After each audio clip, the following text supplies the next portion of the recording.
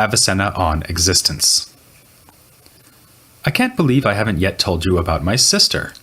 She's a few years younger than me and also used to study philosophy, but she wanted a more exciting life and ran off to join the circus.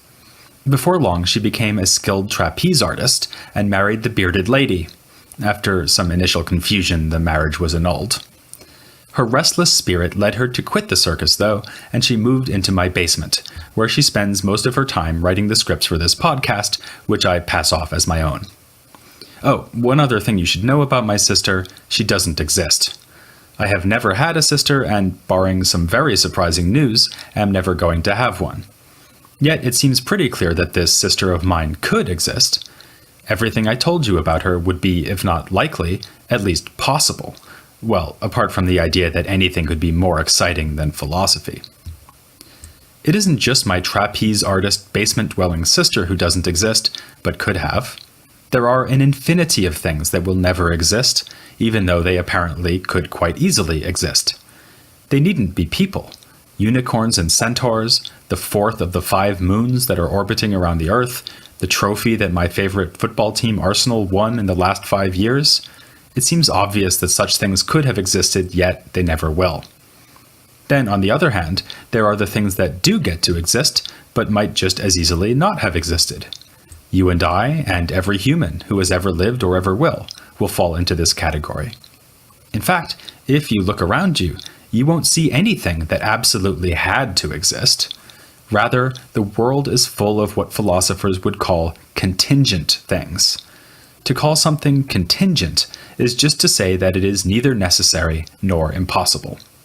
An impossible thing would be, for instance, a round square, or an activity even more worthwhile than philosophy. And what would a necessary existent be like? Let's set that aside for now. We'll talk about it as soon as my non-existent sister has written the next script. Philosophers referred to necessity, contingency, and impossibility as modal concepts, and to the whole phenomenon as modality, because these are 3 modes that can apply to things or to statements. You might find it strange to think about existing things in this context, and quite a few modern-day philosophers would agree. For them, it would be statements or propositions that are characterized by necessity, contingency, or impossibility. You can best think about this in terms of truth. A necessary proposition is one that is guaranteed to be true, an impossible proposition one that must be false, a contingent proposition one that might be true or false. For instance, I have a sister who was a trapeze artist. It's false, but could have been true. We already find this in Aristotle, minus the examples about trapeze artists. He talks quite a bit about modality in his logical works. He tells us, for instance, that if the 2 premises of a syllogism are necessarily true, then the conclusion that follows from them will also be necessarily true. We even saw modality turning up in his epistemology, when he said that knowledge in the strict sense must involve necessary truths. This was an aspect of Aristotle's logic that particularly interested Avicenna. His own extensive writings on logic respond to Aristotle and to his commentators, up to and including Al-Farabi. I've mentioned that Avicenna seems to have respected Al-Farabi more than any other predecessor who wrote in Arabic. Notwithstanding the story Avicenna tells about finally understanding the metaphysics thanks to Al-Farabi, his respect was based largely on their shared interest and expertise in logic. But as usual, Avicenna's respect for and use of his predecessors from Aristotle onwards didn't prevent him from putting forth innovative ideas of his own. Logic was certainly no exception. As I said last time, in the Islamic world, Avicenna effectively replaced Aristotle as the author who most personified philosophy.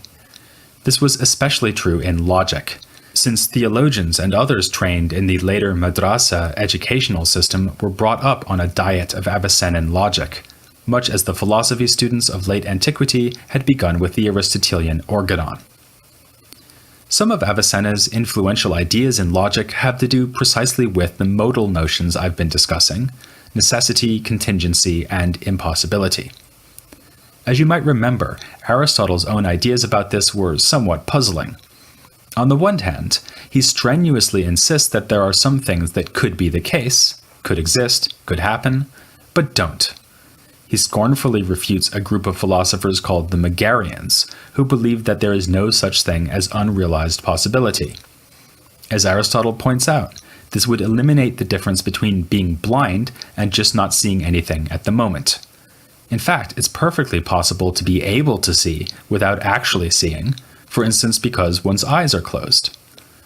On the other hand, Aristotle argues in other contexts that what is eternally the case is also necessarily the case. For instance, he believes that if the heavens exist eternally, then it follows that they exist necessarily. That may be a seductive thought, but notice the apparent implication. If it is eternally the case that something doesn't exist, then it necessarily doesn't exist. In other words, my sister, who never has existed and never will, turns out on this theory to be impossible. That way of thinking of things seems unfortunate from our point of view, but generations of logicians and metaphysicians in antiquity and the early medieval period tended to work with precisely this way of thinking. It is sometimes called the statistical or frequentist view of modality.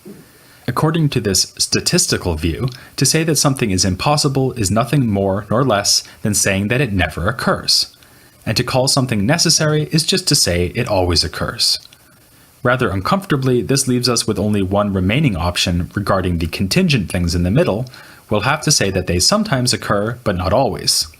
For instance, to say it is contingently true that a human sleeps would be to say that sometimes humans sleep and sometimes they don't. That sounds okay when you apply it to general types of things like humans. Probably if no humans anywhere ever went to sleep, we would indeed be tempted to conclude that it is impossible for humans to sleep. But if you apply it to individual things that don't occur, it looks much less plausible. As I say, it doesn't seem to follow from the fact that my sister never exists that she couldn't possibly exist. Nowadays, the statistical view of modality is long dead, and Avicenna helped kill it. In his logical system, it remains the case that propositions have statistical implications, even if they may seem not to. In fact, he criticizes philosophers like the members of the Baghdad school for overlooking this point. For instance, if I say the giraffe is tall, Avicenna would take this to imply that the giraffe is tall at some time or other. However, he also ties modality to the natures or essences of things. For instance, if I say that it is possible for humans to be trapeze artists, that will mean that it is compatible with human nature to be a trapeze artist. This will apply to every human, including humans like me who wouldn't even consider attempting to become a trapeze artist. Thus, we can now apparently say that there are some things that could be the case, but never are. So far, I've been talking about this as if it were solely an issue of logic, but it is also an issue about what exists, an issue of metaphysics. One might go so far as to say that for Avicenna, it is the issue of metaphysics. For just as it is compatible with my nature for me to be a trapeze artist or not, it is also compatible with my nature to exist, or not. Here, we have arrived at what may be Avicenna's most famous philosophical distinction, the distinction between essence and existence. He makes the point with the example of a triangle. If you just consider the nature or essence of a triangle, and if you were paying attention in geometry class as a kid, you'll be able to see that a number of things follow from that essence. For instance, it must have an odd number of sides, and it must not be round. If you were paying more attention than I was, you might even be able to deduce that its internal angles are equal to the sum of two right angles. But one thing the essence of triangle will not tell you is whether it exists or doesn't exist.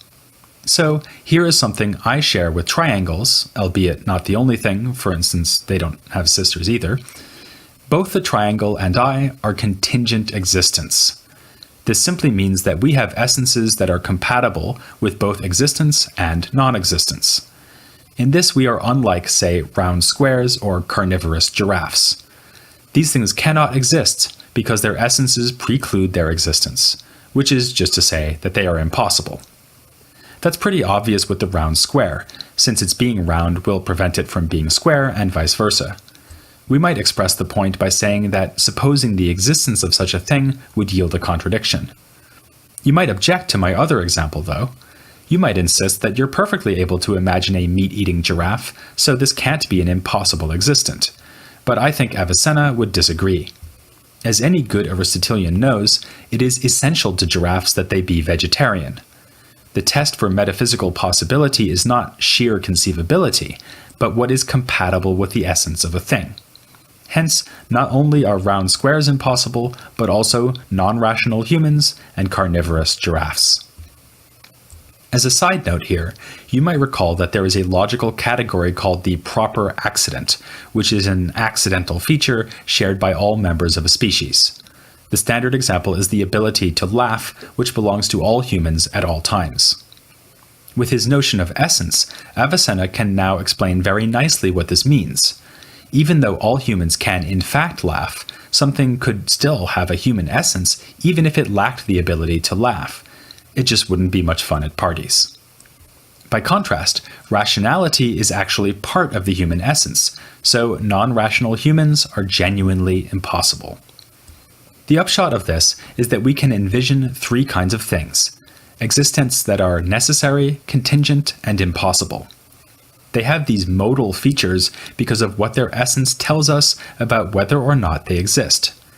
An impossible thing has an essence that rules out its existence. A necessary thing would have an essence that guarantees its existence. So far we haven't talked about whether there is anything like that, but spoiler alert, Avicenna thinks there is, as we'll find out next time. In between would be what in Arabic is called al-mumkin, the possible or contingent. Avicenna speaks of such things as having essences that neither deserve to exist nor deserve not to exist. Obviously, pretty much everything that does exist falls into this category. As I said, if you just look around, you'll find nothing but contingent things as far as the eye can see or the mind can contemplate. For Avicenna, such things need to be, as he puts it, preponderated to exist or not to exist. Since they do not exist under their own steam, so to speak, they will require something else to bring them into existence, if they are going to exist. This is what it means for one thing to be a cause of another, or at least a cause of its existence. With all these distinctions in hand, it would seem that Avicenna is in a position to give a straightforward metaphysical account of my non-existing sister. She could exist, but she doesn't.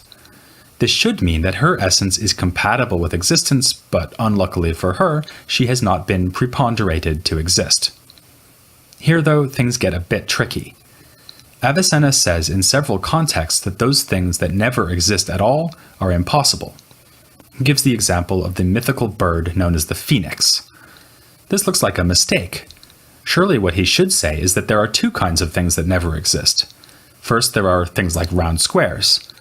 As I said, these would be things whose essence immediately rules out their existence. But then there are also things that might have existed but don't, like the phoenix. Why would Avicenna also call these items impossible, as if they were like round squares? Well, Avicenna himself had something in common with triangles. He was pretty sharp. So it's unlikely that this is just a mistake on his part. In fact, there are several reasons he might want to say that all the things that never exist, and not just obvious absurdities like round squares, are impossible. For one thing, there is more than one way to exist.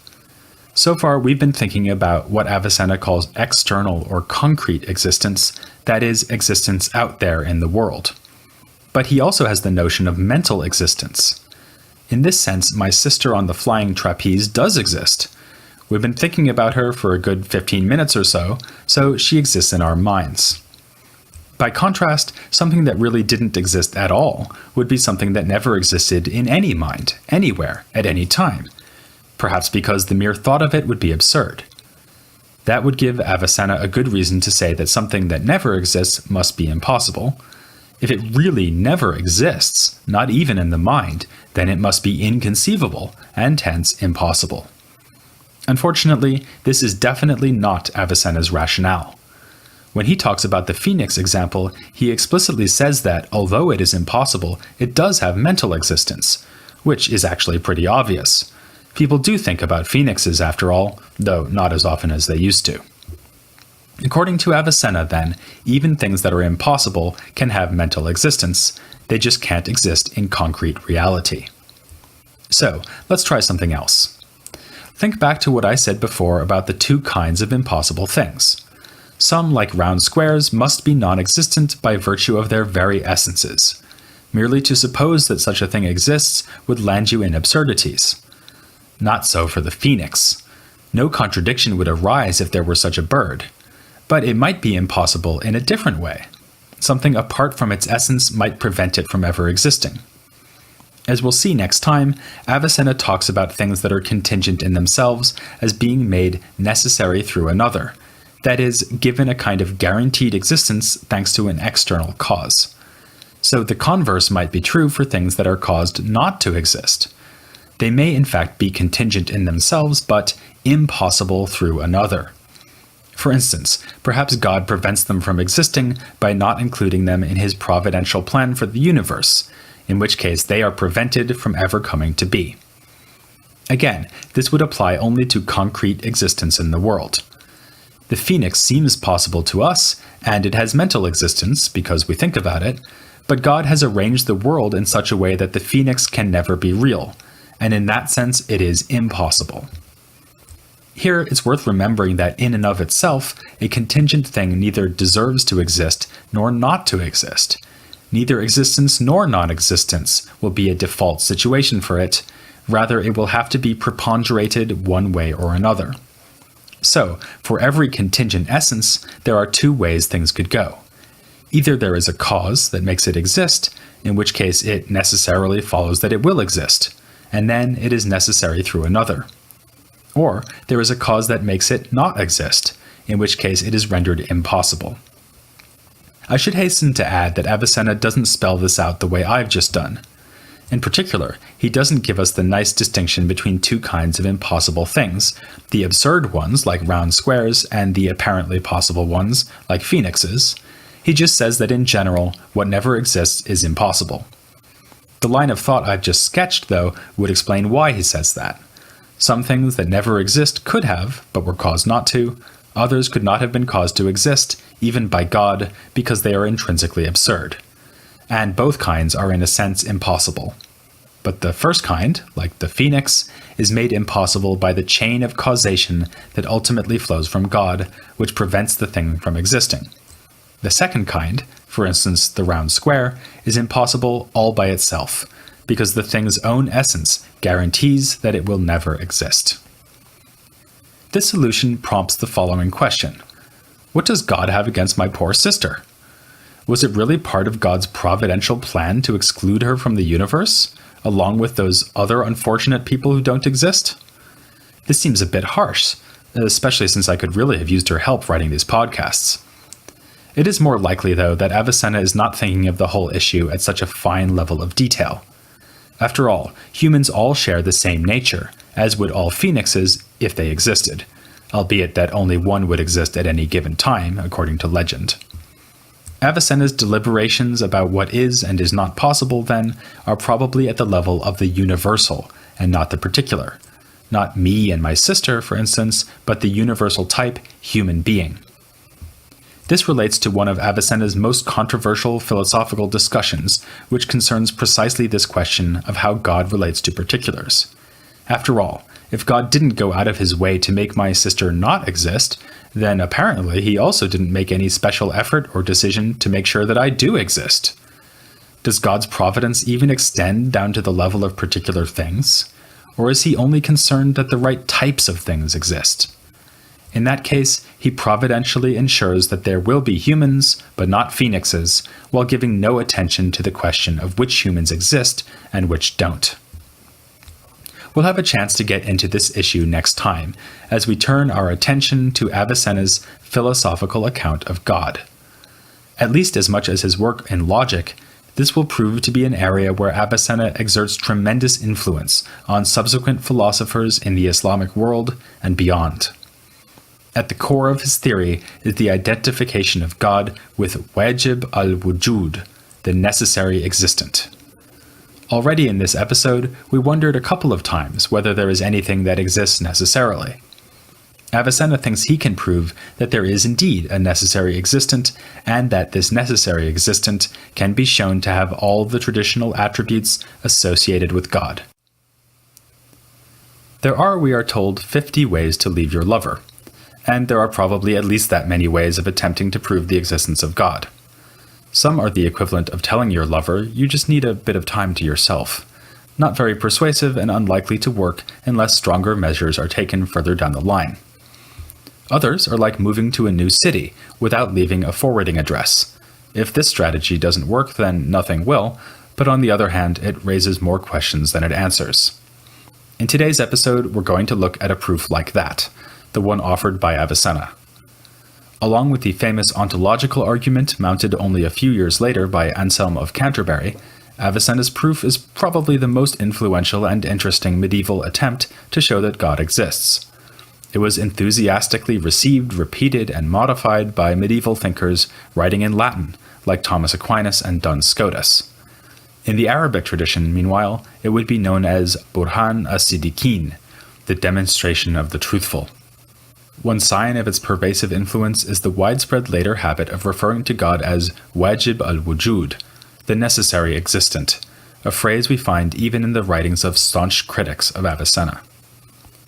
One reason the proof was so popular, I think, is that it rigorously captures an intuition that really does underlie people's belief in God. In this respect, it is unlike Anselm's proof, which tends to strike readers more as a clever trick than as a philosophical articulation of the grounds of faith.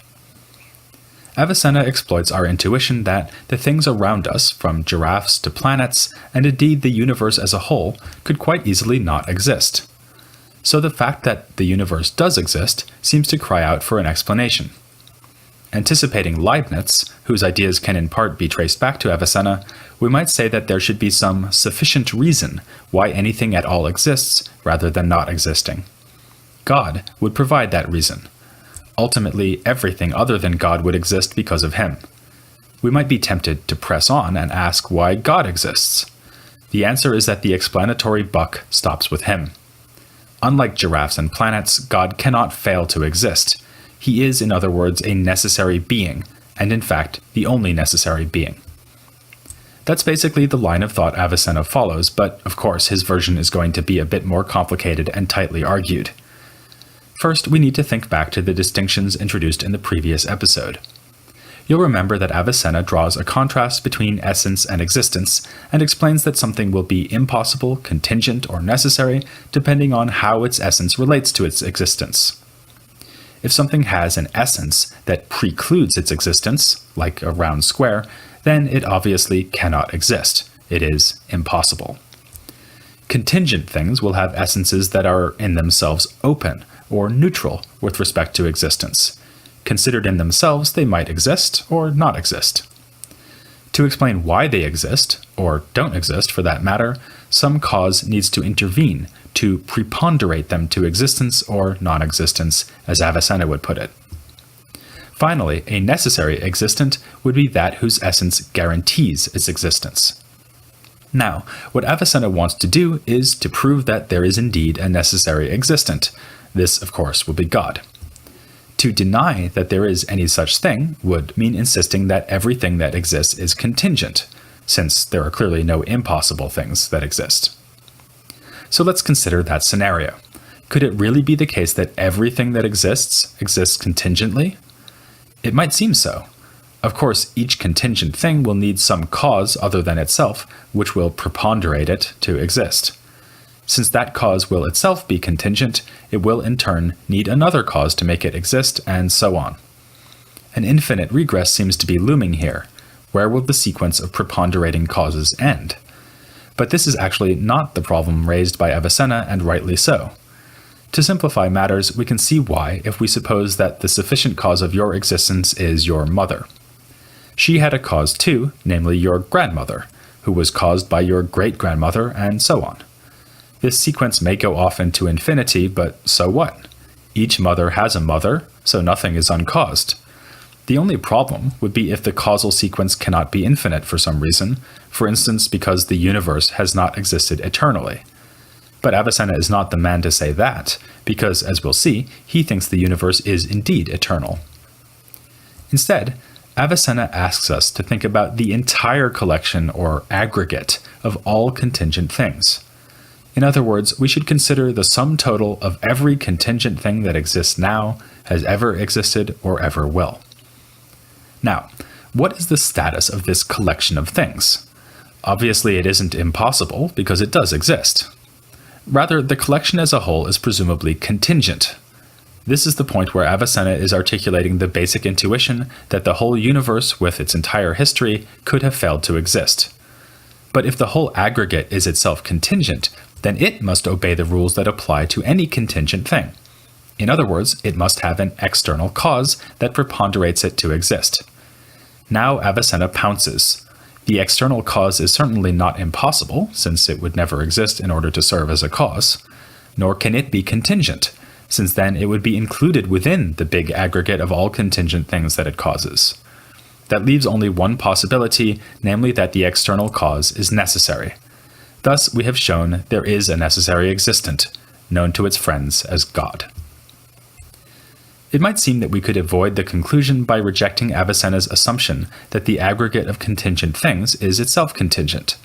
Okay, each thing inside the collection is contingent, but does that mean that the collection as a whole is contingent? We might consider a mathematical parallel here. Avicenna's aggregate looks a lot like a mathematical set, and sets frequently have features that their members do not. For instance, the set of numbers is not a number. Or if you stopped paying attention in math class when you were 13 years old and don't like that example, think of a clock. The parts of the clock might each be small, even though the clock as a whole is big. In general, then, wholes don't automatically share the features of their parts. So maybe the whole collection of contingent things isn't contingent after all. It might be necessary. Translating that into less technical language, this would mean that the universe, past, present, and future, has no external cause. Instead, it simply must exist, and requests for an explanation of its existence are wrong-headed. That sounds like the sort of thing that a modern-day atheist might say, so it's a bit surprising to see that Avicenna is fairly relaxed on the point. He sees that an opponent might raise this objection against his proof, and, as if shrugging his shoulders, says that in that case, the opponent would just be giving him what he wants. After all, he is out to prove that there is a necessary existent. The opponent has actually admitted that, it's just that the opponent thinks that this necessary existent is the universe itself. So, as Avicenna says, in a way, this is what was sought. The objection is no objection at all, but a capitulation. Unfortunately for Avicenna, though, we can now see that his ingenious proof has not gotten him as far as he might have hoped. Perhaps there is a necessary existent, but it turns out to be the universe itself. Or maybe there are even many necessary existents. Perhaps there are many gods, as in pagan belief. Or maybe the necessary things aren't even divine. We might think that numbers necessarily exist, for instance, or Platonic forms. Avicenna may as well go around wearing something that says, "I proved there is a necessary existent, and all I got was this lousy t-shirt." Unless, that is, he can show us that the necessary existent, established by his argument, is to be identified with the God worshipped in Islam. Avicenna now turns to this further task with great energy, devoting lengthy sections of his various works on metaphysics to showing that a necessary existent must indeed have all the attributes we would associate with God. It turns out, or so he will argue, that necessary existence implies a wide range of other features, such as uniqueness, immateriality, wisdom, power, and generosity. Necessity thus becomes the core idea in Avicenna's understanding of God. In this, he is radically departing from the Aristotelian tradition. Before Avicenna, it was traditional to prove the existence and features of God by reasoning from features of the world we see around us.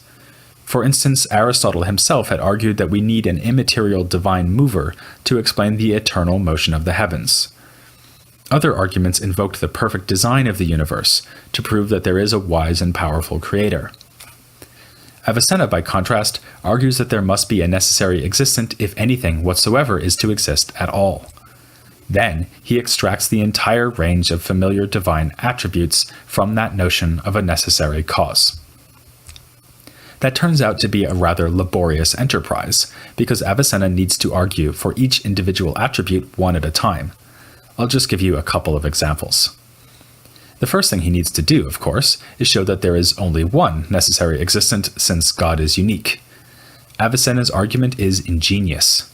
he asks us to imagine that there are more than one necessary existence, and then he'll show that this would lead to absurd consequences.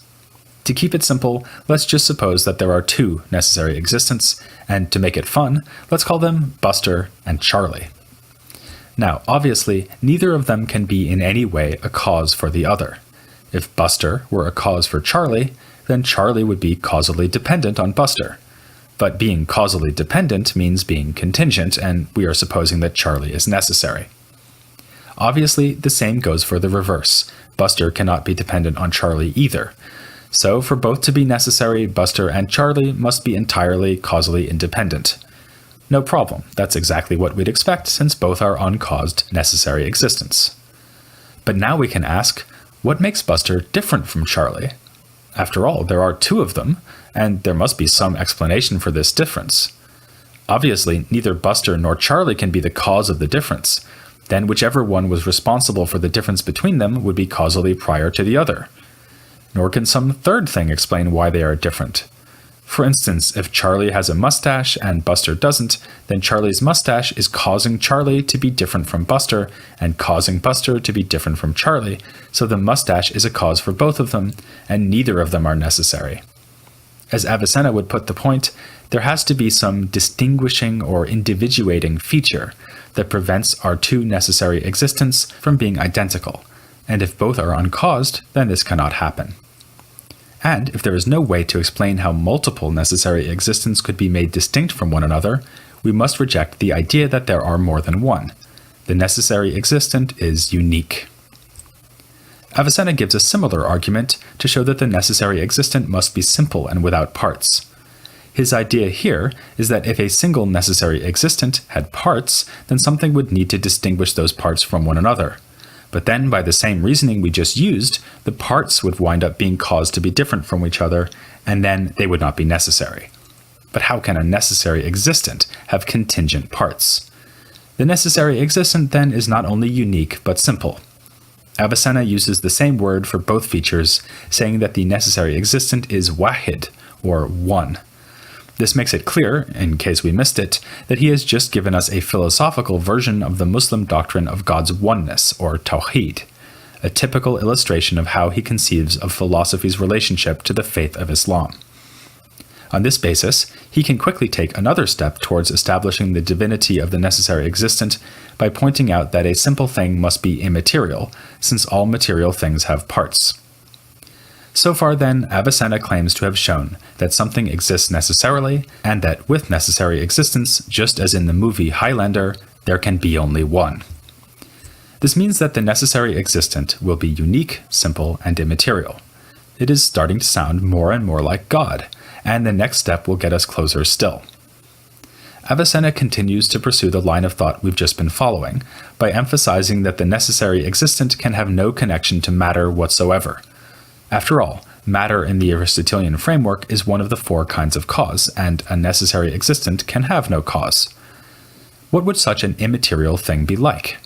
Well, it would have to be an intellect, because, as we'll see in the next episode, Avicenna equates thinking with immaterial activity. Indeed, it must be a perfect, separate intellect, not an intellect like the one you or I have, impaired by being related to a physical body. Now we have reason to affirm such traditional divine attributes as knowing and wise. But is it a move Avicenna is entitled to make? Even if we agree with him that intellects are always immaterial, is it really so obvious that anything immaterial has to be an intellect? Yes, says Avicenna.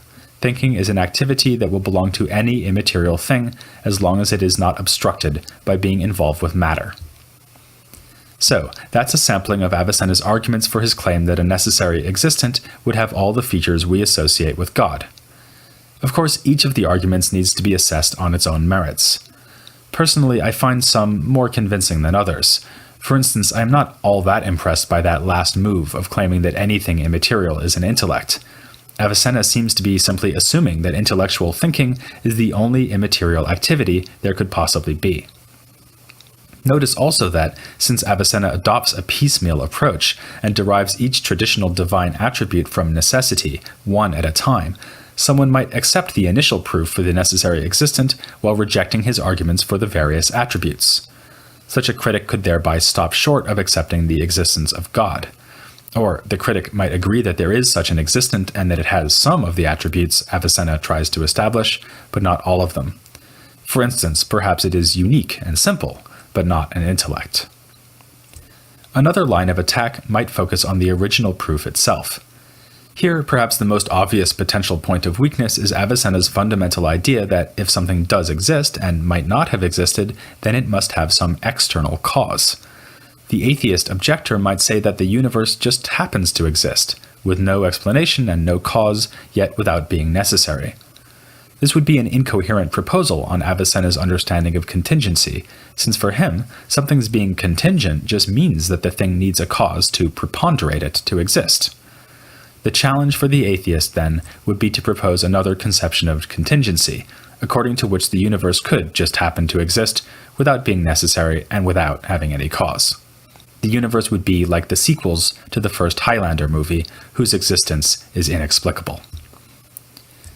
Avicenna's philosophical theology certainly was attacked later in the Islamic world, but not really from that direction. His fundamental proof of the necessary existent was popular, if not universally accepted. One critic was Averroes, who was enough of a dyed-in-the-wool Aristotelian to object to the proof on methodological grounds. He insisted that God's existence has to be shown on the basis of features of the natural world, as Aristotle had done. Thus, for Averroes, we need to go through physics to prove that God exists. We can't do it with this independent metaphysical argument devised by Avicenna. The more mainstream view, though, was that Avicenna had gone too far by trying to infer all of God's features from his necessity. After all, you can think that God necessarily exists without thinking that everything about God is necessary. But this is precisely what Avicenna thought, which leads him to some rather controversial conclusions. The most obvious problem is that for Avicenna, God must cause the universe to exist. God can have no features or relations that are contingent, so his causing the universe must be something he does necessarily. Out with freely willed, gratuitous, and generous creation, and in with a necessary emanation of the universe, such as we saw in late antique Neoplatonism. As Avicenna says, God is necessary in himself, but the things that come from him are necessary through another. In other words, their own essences are contingent, so in themselves they could fail to exist. But once God is in the picture, they absolutely have to exist, because God makes them exist and everything he does necessarily. As we'll see, authors like the theologian and philosopher Al-Ghazali were appalled by this suggestion and chose to fight Avicenna on the ground of the eternity of the universe. Al-Ghazali wanted to insist that the universe is not eternal, and his main reason for this was that he wanted to preserve God's absolute freedom, in opposition to the necessitarianism of Avicenna's theory. A further sore point in the later tradition concerns Avicenna's claim that God is an intellect. That itself was not an unpopular claim. At least few Muslims would want to deny that God is wise and knowing. The difficulty was, rather, the manner in which God knows. In one of the most heavily criticized and frequently discussed parts of his treatment of God, Avicenna raises the question of whether, and how, God can know about particular things. There is good reason to think he could not.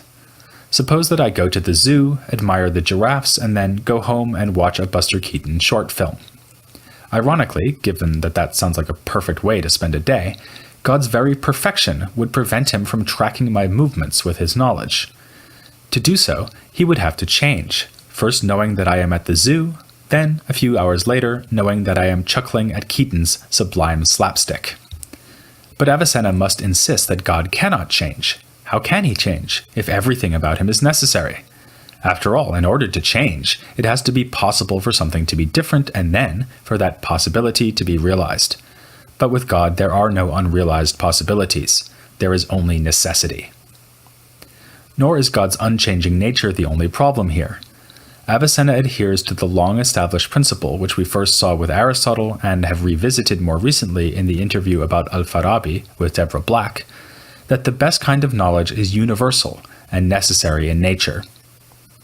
We can apply this kind of high-grade knowledge or understanding to the world around us because we become aware of particular things that fall under universal concepts. For instance, I might universally know that giraffes are ruminant animals. So when I come across Hiawatha, who is a particular giraffe, then I can deploy this understanding and conclude that Hiawatha is a ruminant. But God, being a perfect separate intellect, should have only the most perfect kind of cognition, namely knowledge that is universal and necessary. Of course, that fits in perfectly with Avicenna's general claim that everything about him is necessary. So this is one bullet Avicenna is willing to bite. He says that God does know particulars, but in a universal way. He gives the example of a particular eclipse, which God could know about by timelessly knowing the necessary laws of celestial motion. As the creator of all things, God has a universal knowledge which covers all of what he has created. Again, this would provoke massive criticism among later authors. The Quran states that not even the weight of an atom in the earth or in heaven is hidden from God. Avicenna quotes this verse from Scripture in his discussion of God's knowledge, proclaiming that he has once again supplied a philosophical elucidation of Islamic belief. But for many readers, this was a bluff. For them, a necessary existent that knows things only universally, and not one at a time, could not be equated with the personal, untrammeled God of the Revelation, the God who is, as the Quran states, closer to man than his jugular vein. We'll see a range of criticisms in this vein before long, when we get to Al-Ghazali and other opponents of Avicenna's necessitarian presentation of God.